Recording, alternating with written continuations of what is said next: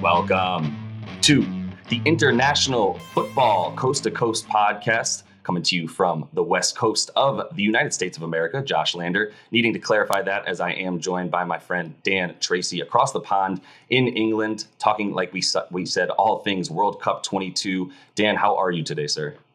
I'm very good, thank you. I've got a little dose of World Cup fever. The temperature's starting to get a little hotter. I'm looking forward to it. We're, a couple of months away now. So perfect opportunity to talk more things World Cup.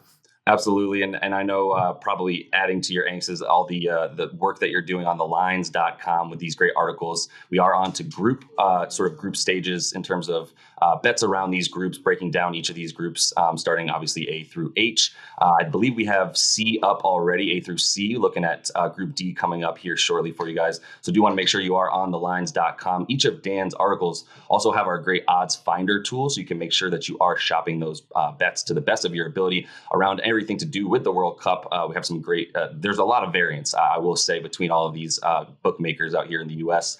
So there's plenty of opportunities to find, some pretty good odds around any of the stuff that you like. In this video, we are going to be talking about Group B. We're also going to touch on Group C here in a little bit, but starting off with Group B, as we are pretty confident that most people care about what's going to happen to the U.S. Obviously, bettors are also really concerned just about whoever they put their money on. But I think it is good to start with this USA team, Dan, and talk a little bit about them. They're volatile, to say the least, in my opinion. I think they have one of the lowest floors and highest ceilings potentially of teams that you consider more of a dark horse rather than some of these favorites.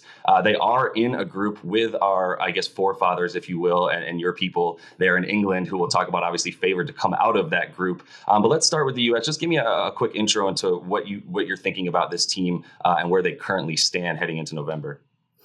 Well, I think you've hit the nail on the head that you don't know where they're going in the United States. You look at their current form in terms of friendlies. Saudi Arabia draw 0-0, not impressive. Lost to Japan a few days before. It's not the best of warm-ups. Yes, they've kind of got out the World Cup qualifying relatively easy, but you'd expect that with the wave of talent that's currently within the United States squad. So it's really difficult. I mean, if you are betting, it's kind of, yes, there could be dark horses. Yes, they could go a long way, but at the same time, they could just crash out in the group stages. So it's kind of approach with caution, I would say. But I guess that also adds to the beauty of it, that there is value if you are prepared to take that risk. Like with any nation that's kind of in that middle bracket or sort of surfacing around round of 16 at best, you're kind of thinking, actually, why not take a punt? The players are there.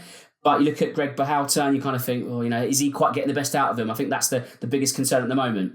Yeah, no, I completely agree. Like, adding to the sort of, the woes that they were dealt in these friendlies. Yeah, they tie Saudi Arabia. They lose to a Japan team that was also pretty much playing its B squad. If you look at who they had out there, we continue to have issues. I say we obviously continue to have issues around anything that involves structured attack starting from the back. It's impossible for us to really string multiples of passes together against these top quality teams and even these lower quality teams. So I think most important for talking about them here is what do we actually think is reasonable for them where we can win some money. And I mean, if you look at 110 to 1 for them to win the whole thing, maybe you want to sprinkle a few on there, first time winner. I'm not feeling that. If you're talking about, winning this group itself outright, still some pretty long odds for them at plus 650, actually behind Wales now at plus 600. As we know, they definitely have a lot more momentum coming into this tournament. So those, between, as far as Group B winner at plus 650 for them on FanDuel, which is some pretty good odds for them, or just to qualify from the group, they are tied with Wales at plus 110. So my first thought here is, if they're both at the same odds to qualify from the group, maybe it's worth it to take a little bit on them to win the group, as they have slightly better odds from Wales. Is that a total waste of my money, even at 6-1 like that? Potentially. I mean, I know England, which we'll get to in a moment, haven't had the best warm-ups themselves, but when you're looking at the depth and talent that England have got, you would still be putting them favourites regardless of their recent form. I think with the United States, I feel the money's going to be made to the group qualification. Not a lot of money, but when you look at the odds with them and Wales, I feel it's a toss of a coin at the moment, and I feel that also their game when they face each other in Group B is going to pretty much define the whole shape of the group. If we assume that England, rightly or wrongly, will top the group, it's going to leave United States and Wales fighting over the crumbs, shall we say. Iran, with the best will in the world, aren't going to really lay a glove on either of those other three nations. So it might be a small sort of starting price in terms of what you can get out of the United States. But I think at the same time, you need to learn to walk before you can run, really. And I feel that maybe once they, and if they get to the round 16, you might look at the bracket open up and thinking there might be a bit more room for manoeuvre here. But at the moment, I wouldn't be putting all my eggs in group winning baskets.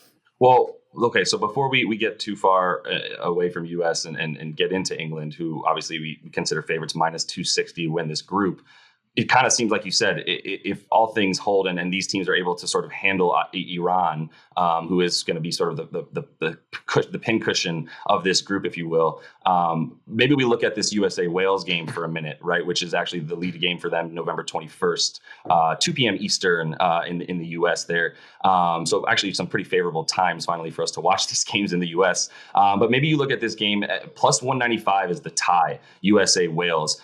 I tend to lean tie when it's two teams that are playing in this somewhat rubber match, if you will, for lack of a better term, knowing that what happens, both these teams are watching what they do against the other teams, obviously. But what they're looking for is how many goals does a team score against Iran? How many goals do they concede to England? And then what do you do? If you win this game, then you don't have to worry about any of that, really, right? So is that fair to say plus 195, which is, is the best odds here as far as between picking a winner or picking a tie here, a draw, if you will? What's your outlook on that game and what you can expect from it? Yeah, I think that's a very good shout because I don't think either nation's going to want to lose. I feel if they get a point from that, it's not the worst point in the group. And then, as you say, you look at the Iran fixture, it becomes a goal shoot, really. Who can get the most? That will top up the goal difference. And then, without putting my national bias on top of it, if England then were to beat both the United States and Wales, it then becomes a case of who loses by the smallest margin. So if those two teams, United States and Wales, draw first, you're looking at goal difference. So both teams will obviously want to make a statement and win that match, but a draw is not the worst thing in the world when it comes to group stage football. Yeah, I can completely agree. So I guess then the question becomes England, right? And really minus 260, anything that you like for England, even if you wanted to step outside of and talk about some different futures for them, minus 1,300 for them to qualify from this group. No one really feels the need to put any money on that. But perhaps you like some of the England stage of elimination bets where you can get them round of 16 to, just to make it to plus 210, right, to get eliminated there. That doesn't feel as likely if they win this group. They probably likely play, I believe, Netherlands, perhaps. So, or that would be seemingly the second best team coming out of the group that they would play in the next round. Not likely to lose that one. If you do pick them to lose qualify the group stage, it's plus 650. I'm not quite worried about that. But then you can get things like runner-up in the World Cup. If they get eliminated in the semifinals, it's plus 470. Runner-up in the World Cup, plus 800. Anything there, strike your fancy. I will add quarterfinals is plus 240. To be honest, I like the sound of a quarterfinal exit. Sorry, any English fans who are also listening. But when you look at the bracket that England are in, that half of the draw, let's assume that England do win their group. They will want to avoid the Netherlands in Group A. So the incentive is not just to win the group, it's to avoid the Dutch as well. So if Group A goes to plan, you'd assume Netherlands win their group. Maybe Senegal will be England's round 16 opponents. England could knock them off with relative ease, although I wouldn't really dismiss Senegal as a dark horse either.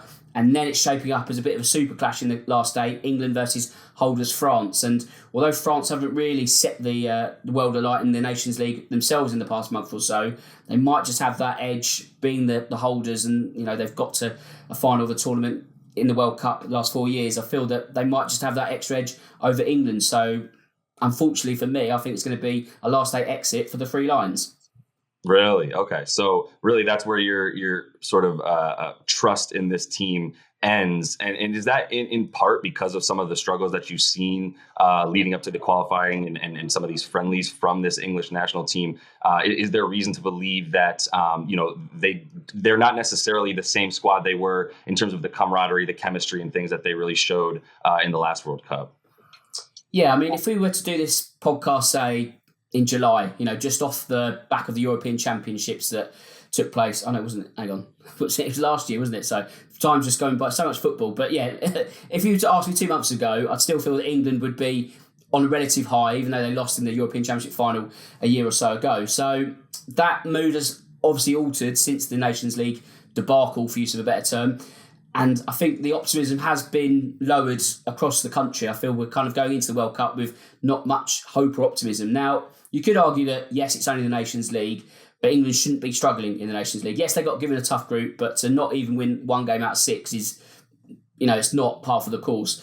So maybe I'm just being pessimistic with the hope that actually I'm wrong, but I just feel that with the way that Gareth Southgate has not quite dealt with the hangover of those European Championships, it would have been a great time to blood new players during the first few Nations League fixtures, try a new system, try new faces. He didn't really do that, and now you've kind of run out of opportunities to do that. You look at Trent Alexander-Arnold. There's been a huge outcry for him to just be involved, let alone play, but that chance has missed him by, and you kind of almost wonder if he'll make it to Qatar. So I do feel that Southgate is running on empty. Maybe the credit in his bank account is starting to deplete. Whether this means that he goes, regardless of what England do in Qatar, I don't know. But yeah, I just feel that England's cycle under Southgate has probably hit its last few laps, and I just feel that this is probably the end of the road for this current squad. As someone who's continuing to follow the Belgium team closely, my mom being from Belgium, I understand exactly what it feels like as the light is sort of dwindling from the current era that you feel so confident about. So understood there. I guess really for the only team we haven't really discussed, maybe worth talking about here, are the Welsh for a minute. And Mr. Bale, who's now playing in America, as we know. What do we like here? Obviously, they're putting their hopes pretty much entirely on their ability to score with Bale as well as Daniel James there. So is there anything else that I should be watching for? Do you feel confident that – let me put it this way. Is Wales slightly favored to come out of this group over the U.S., in part because of sort of the opposite trends that you see from these squads, where the Welsh are really playing better and better as we get closer to this thing, and the U.S. seem to just be fluttering about not knowing what to do next? That's a good question because, Wales themselves didn't have a great Nations League campaign. Again, a tough group coming from being promoted. So Poland, Belgium, Netherlands, that's never going to be easy. So we shouldn't be too critical of the Welsh and how they performed over the course of the summer and just a week or so ago. But it really is toss of a coin. Yes, you say Gareth Bale is playing in the MLS right now, but he's not really setting it alight. I know the accusation is he's only using it to keep fit, and I think that's fair enough. I think everyone kind of accepts that was going to be the case. But at the same time, it's probably unfair to label Wales as just a one-man team. You've got the likes of Dan James, Kiefer Moore as an aerial threat, Ben Davies, Aaron Ramsey. There's a great spine in the team that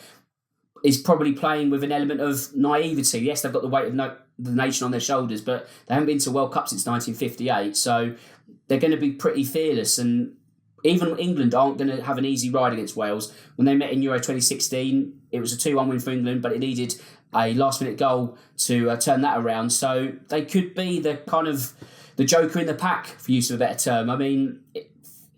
We kind of assume that England are going to top the group, but you could see a scenario where England, United States and Wales all take points off each other and Iran are just left at the bottom, and then it really is becoming a three-way fight. England aren't right above the top of the group at the moment. There's still a kind of case to be made for United States and Wales to pick them off. So I think it's going to be a fascinating group. If I was a neutral, I'd be even more excited. Now I'm kind of dreading it. I can fully understand why. And that is something that Wales did. You mentioned 1958. They came in 8. They made it to the round of 8 at that point, right? To the quarters. So there is a bit of spunk to this team. And there is something to be said when, even for Iran, they don't have anything to worry about. There's no expectation. The teams, honestly, the U.S. is brutal. The fans over here are brutal. The expectations remain brutal because we see ourselves as the greatest in the world at pretty much everything. So we expect that to be the case with soccer.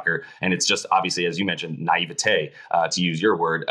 But at the same time, for a team like Wales, and like I said, even Iran, flying in under the radar is not the worst thing in the world. It's pretty great for them to have these long odds. And I think Wales, to win the group plus 600 or so. Yeah, I'm more inclined, and maybe this sounds a bit like I'm fish stuff, if you will, and the talk of fish. But I'm more inclined to take a minus 260 with England to win it, and even just parlay it with like Argentina or something to that effect, or Belgium, who has one of the softest groups, right? And last year went 3-0 as well. And just using one of these teams in their minus 300, minus 400, and parlay it with the minus 260, get it pretty much even odds, and just feel much better about that, because it's a 90-minute game, and really, if what I would be more scared of is if there was a coach in this division or this group, for the U.S. or for Iran, or someone who I believed had the tactical ability, and skills as a coach to really sort of maybe change some of the tides here. But really, I just see this as